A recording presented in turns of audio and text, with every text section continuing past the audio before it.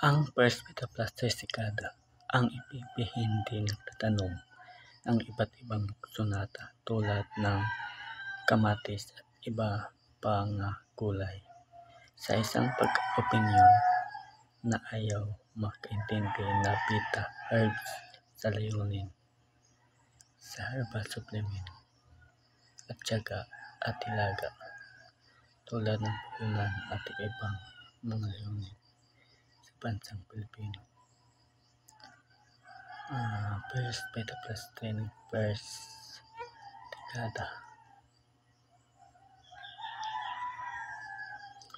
Before ang IPP hindi nagtatanong ng iba't ibang sonata tulad ng kamalang tulad ng kamatis at